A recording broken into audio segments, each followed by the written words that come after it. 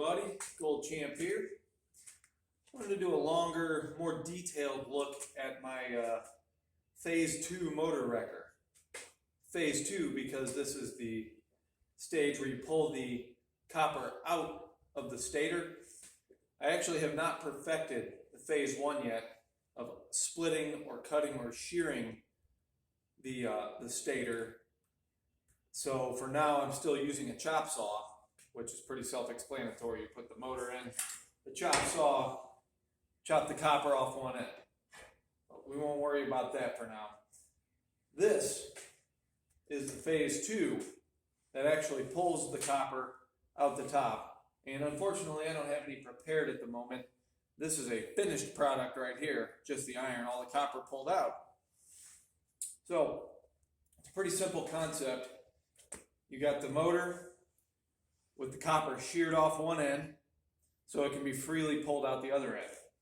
You come to this guy, and I like to pull a stool up and then sit off to the side so you can actually see it. We've got our up and down buttons here, right? There we go. That button's getting worn out. Okay, anyways. Using too much. So you drop it down so that it can get all the way down in there and bite. Pretty simple. Get your motor copper up right in there. And you see how when you lift up on this little homemade handle here, come down and you can bite right on it. Now obviously there's no copper there. If there was, I could just let go of it and it would hang right there. These automotive scissor clamps are self-biting. Again, as you can see, it closed all on its own. I lift up, it opens, I let go, it closes. So it bites for you. Hold your copper, and you got your copper right there. We'll get a close-up in just a minute here so you can see exactly how this is all assembled. Then you push up, and rip the copper right out of it. Easy peasy. It's not 100% effective. There will be some that are real tight. The windings are really jammed in there.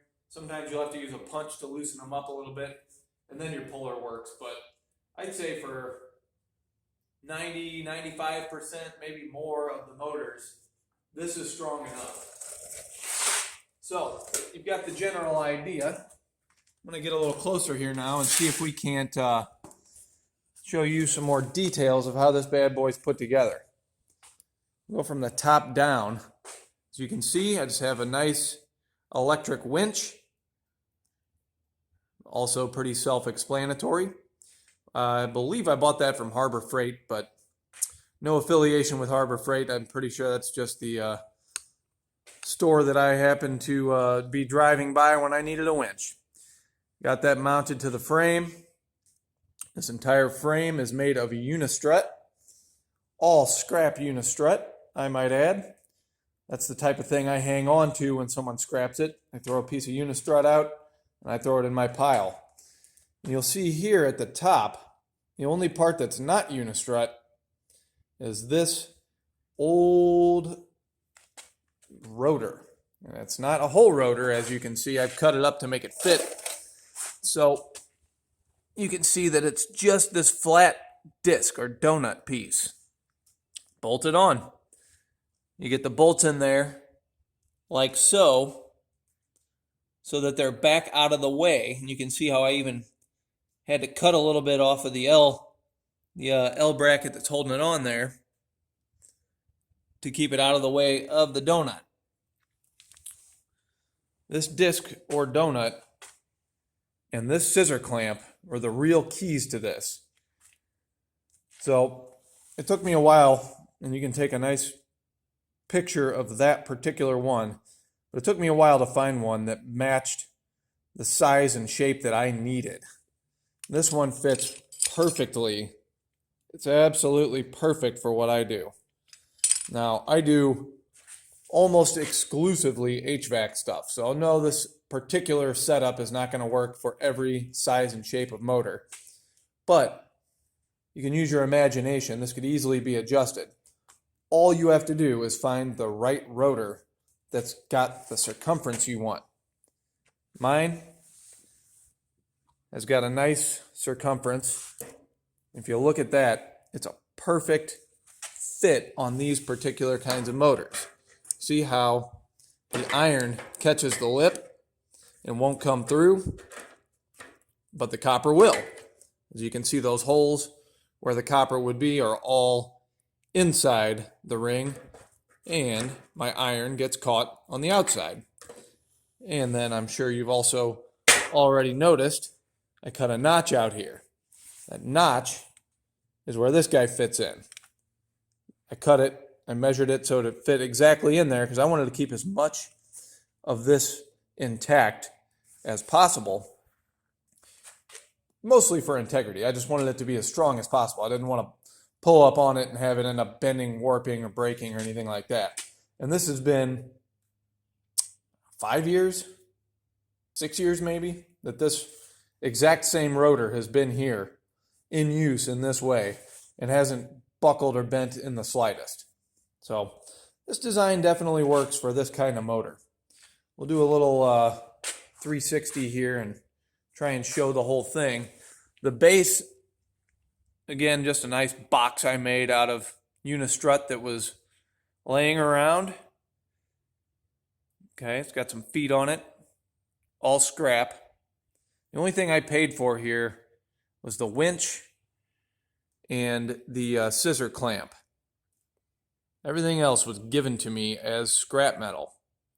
So I held on to it because I knew I might have a use for it, and then I found a use. I made this beauty.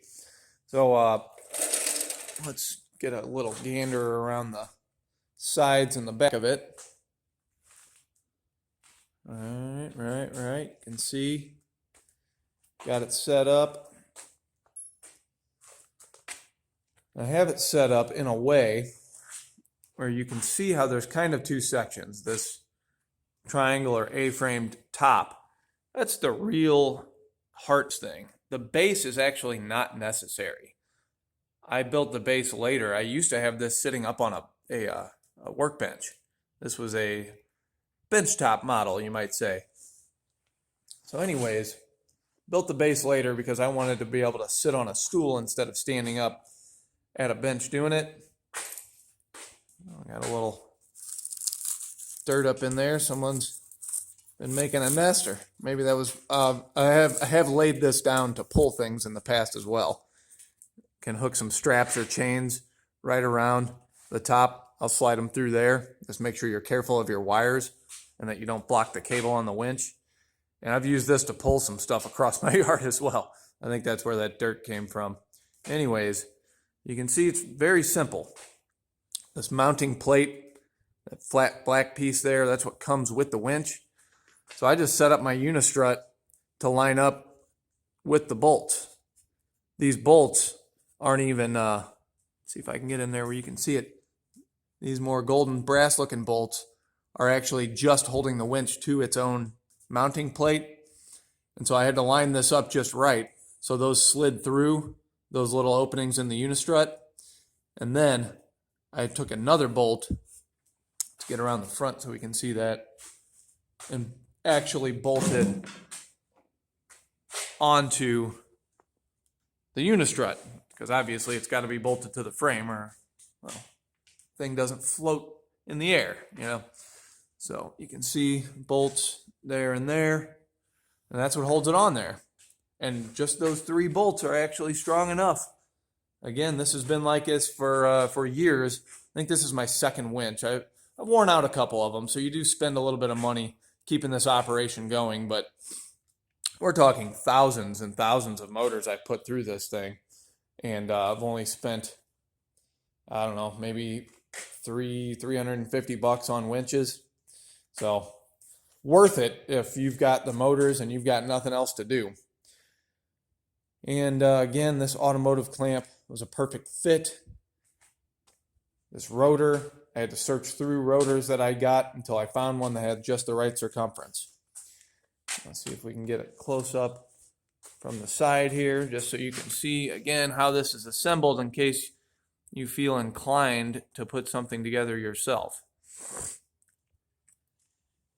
base is, again, very self-explanatory. Got these little kickstands on the back here. This was for when it was on the bench because it was wanting to rock back and forth. That's the only reason those are still there, in case I decide to put it back up on a bench.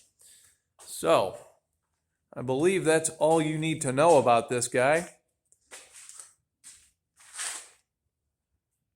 It's a beaut, right? It's done a great job. And if I ever finish a phase 1 splitter or shear of some kind, I will definitely be putting a video up and letting you guys know about that. Gold Champ signing off.